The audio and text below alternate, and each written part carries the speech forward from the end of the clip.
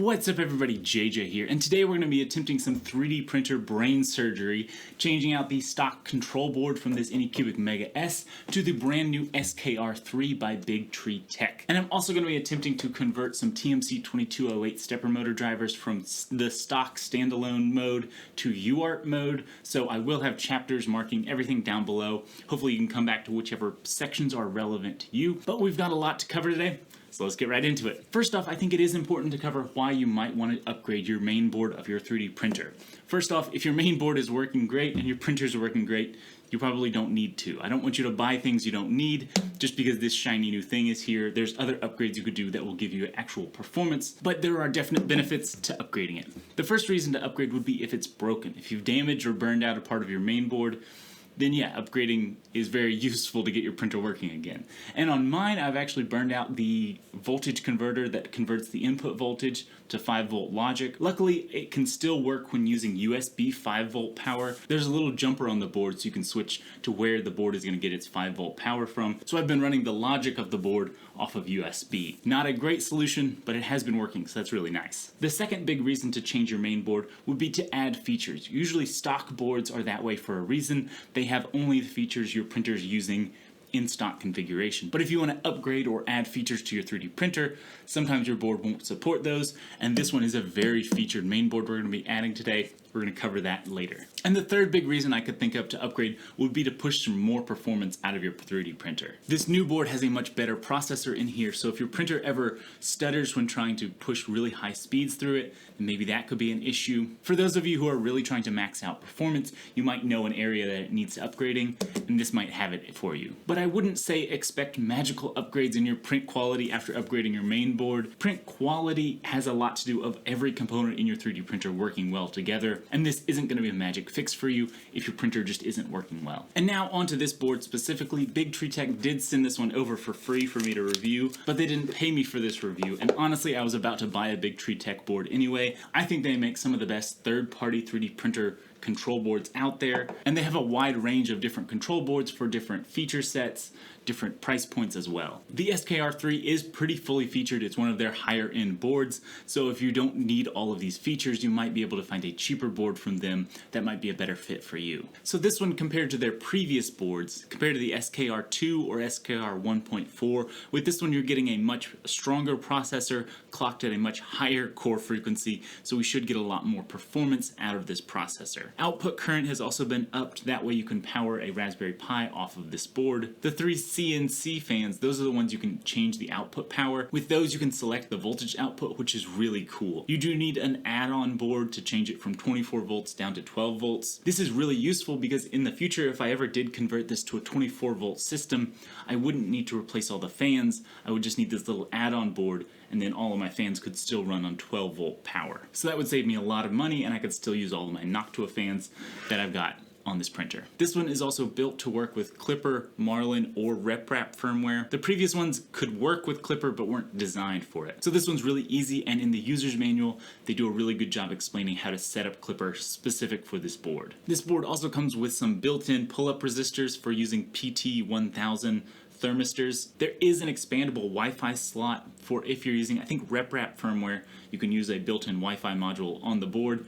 I'm using Clipper, which uses a Raspberry Pi as its Wi-Fi module. So not useful for me, but if you need that, it's nice to have. There's also a built-in EEPROM and boot mode, so I think that means you won't be able to brick it by flashing bad firmware to it. You can always get it back to this bootloader mode to flash new firmware. Other features, this is a 32-bit mainboard versus the 8-bit mainboard that comes stock on a lot of older printers. This one does come with 5 stepper motor driver slots, so we will be able to independently drive the 2 Z-axes. That's typically something you don't find on cheaper motherboards. They will have 4 stepper motor drivers, and then the dual Z motors will be driven off of the same motor drivers. We also need to compare this with the SKR3EZ that was also released alongside of this one, and they're nearly the same boards between the two. The EZ version just has built-in these new EZ stepper motor driver plugs, but on the EZ version you can still use normal stepper motor driver boards or the EZ version. And with the basic SKR3 version you can still get an add-on that will plug in and allow you to use those new EZ stepper motor drivers. So with either board you get, you're not locking yourself into one type of stepper motor driver board. There is compatibility with both. The benefit of those new EZ stepper motor drivers seem to be better heat dissipation since they are vertical. They're these big fins with a built-in heat sink all around it, and easier to plug in. That way you won't get it reversed and possibly damage some things. So if you're really pushing maximum performance, that might be a good option for you. But if you're upgrading a standard 3D printer, pushing a little bit more current through your stepper motor drivers isn't going to make or break your performance. The SKR3 EZ also allows for up to 48 volt power to your stepper motor drivers. You will need an extra power supply that will be powering just your stepper motors in that configuration. So really cool that that's an option, but again, I don't think most people will get the real benefit out of adding a little more torque to your stepper motors. So overall, both of these boards are very similar since the bottom half of the board is almost identical. I would probably just check the prices of both of them. Sometimes they go on sale, and right now they're only $5 difference. So for that small of a difference, I might go with the upgraded EZ board over the standard board. If it was a $10 difference, yeah, I might just go with this one because I don't think I would personally use those upgraded features on a standard 3D printer. So in the box, you get your main control board, and then in here we've got everything else you'll need. A USB cable. It's USB-A to USB-B, since this does have a big USB-B plug on there, which I love to see. I don't like micro USB on some of the smaller boards. You also get a bunch of jumper plugs, since there are a bunch of selectable jumpers on here to configure it in different ways. There's also little plugs that will slot into all your options and the crimpable connectors to that. So if you need to recrimp some wires to fit on this board. So the first thing to do is convert your old config file to your new one. Luckily on their GitHub page, they do have a example configuration for this one, and it has all the correct pin names for everything. So I took the time to convert my Clipper config file for the Anycubic Mega S over to this one, and I will list that on my GitHub linked in the description down below. I'm not going to take the time to create a Marlin config file since I'm not going to be using Marlin on here.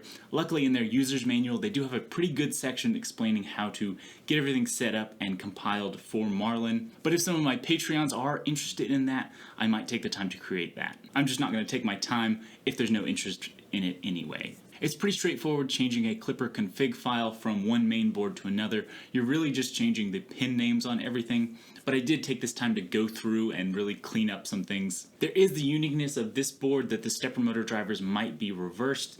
We might need to invert the direction pin on the stepper motor drivers, but that's pretty easy to do, and we'll just make sure not do a full send before we know which direction it's going to be traveling. So now it's time to get this flipped over and start taking out the old motherboard.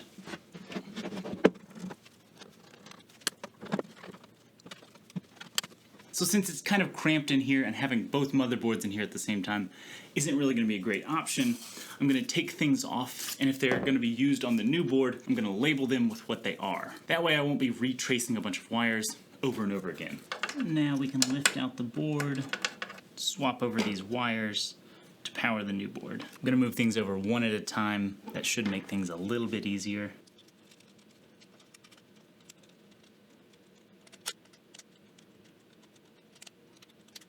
So now we've arrived at the final moment of truth to see if all my wiring is done correctly. Luckily, it's so nice that on the back of the box here, they have the entire pinout diagram.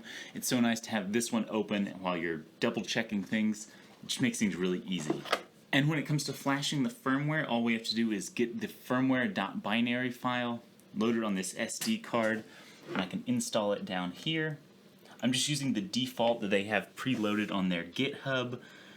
If this was, I don't know, 6 months to a year down the road, I might compile my own, but the firmware for Clipper doesn't update all that often. So with this SD card loaded in here, we just turn on the system, wait a little while, then turn it off. Then we can remove the SD card, put it in our computer, and see if it's renamed that file. That's how we know if it was successfully flashed. Here we go.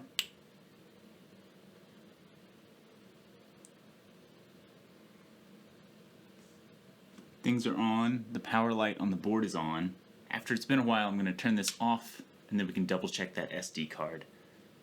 But good to see that nothing blew up.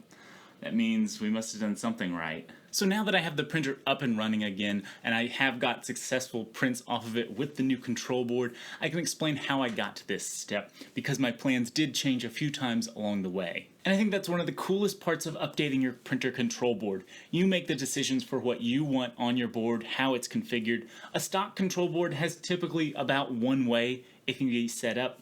This one has so many different options. For example, I did originally have it mounted here.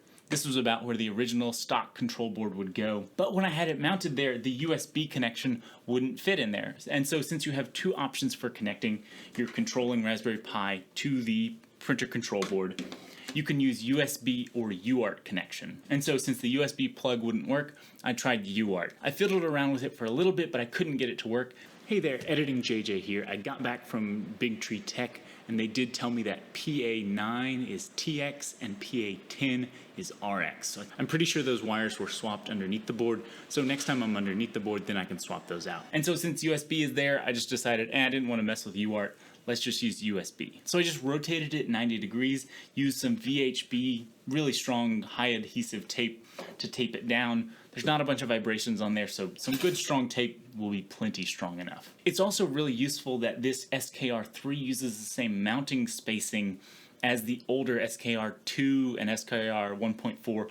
The previous SKRs fit the same mounts, so if you find other mounts online, they'll work for this board as well. But it made it way easier that I could start with someone else's design. And for running the cables from the SKR3 to my Raspberry Pi, I did drill a hole in the side of the printer down here on the bottom.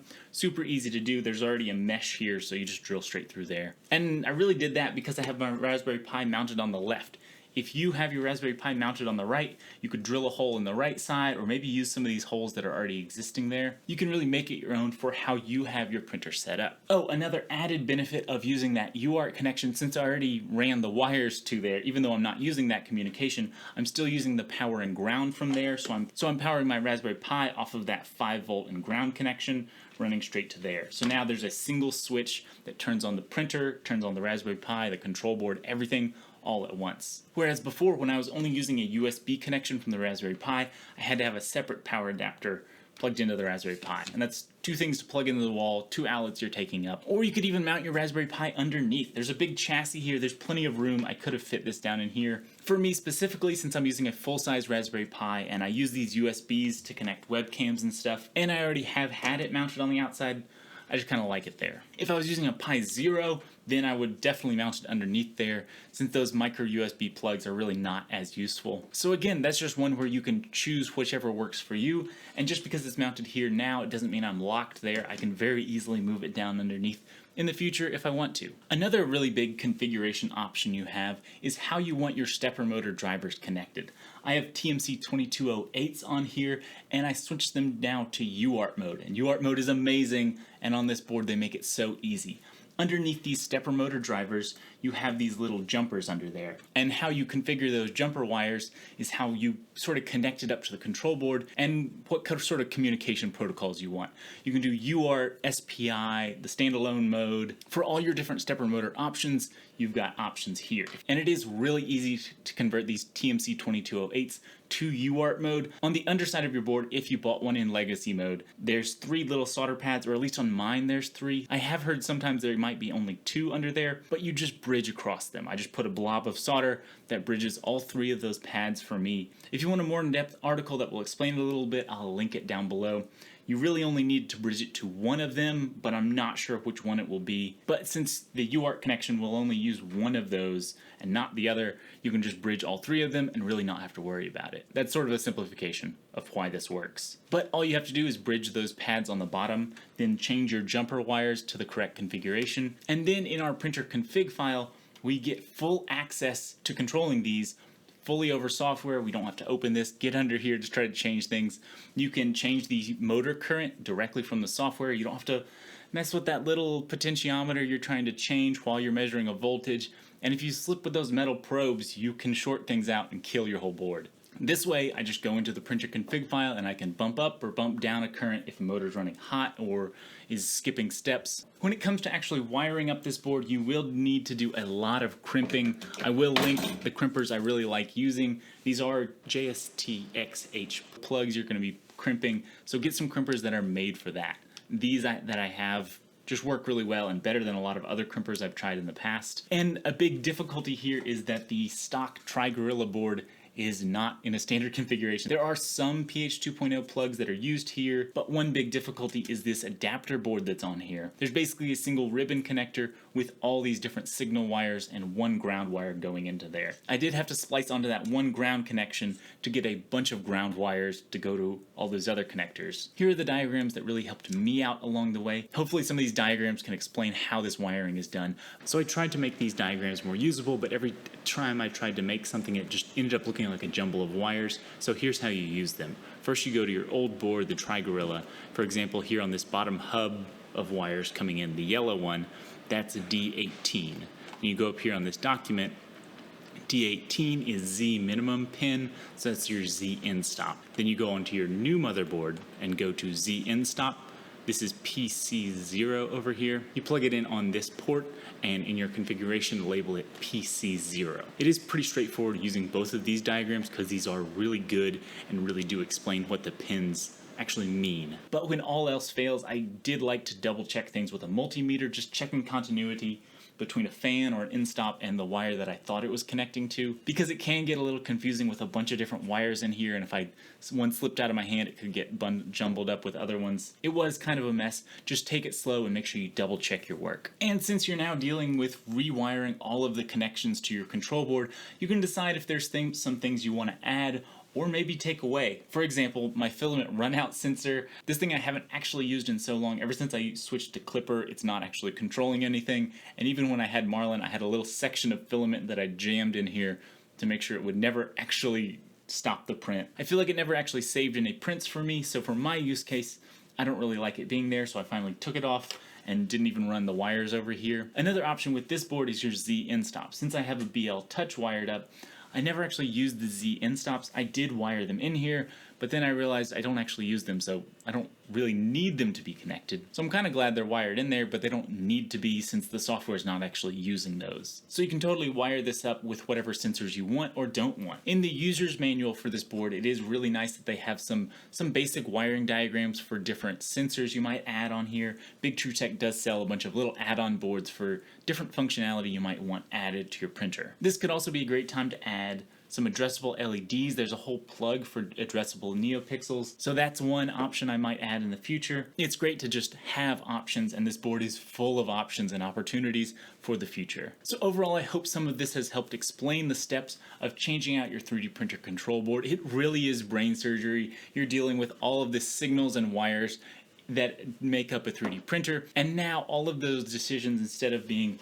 made by Anycubic, they're made by me. This upgrade project, I wouldn't consider it the easiest of things. There's a lot of small wires and a lot of crimping, so if you've never done crimping before, this is a great way to get a lot of practice all at once, and you'll be a pretty good crimper after you're done with this. And I'd also say this is a great way to learn a lot about 3D printing, since you're dealing with every single wire and every single signal that makes up a 3D printer. This is a great way to learn about it by having to basically wire up an entire 3D printer by yourself with the safety rails of your just transferring from one board to another. Let me know if you do have any more questions or just general comments of changing your printer control board in the comments down below. This truly is a Frankenstein's monster of a machine now. There's barely anything Anycubic still left on here, but there are a few things left on here that I do have plans of changing. That extruder, for one thing, I think will be a direct drive in my next upgrade video. And we also have a big hole in the front of the printer. That is a great opportunity for upgrades.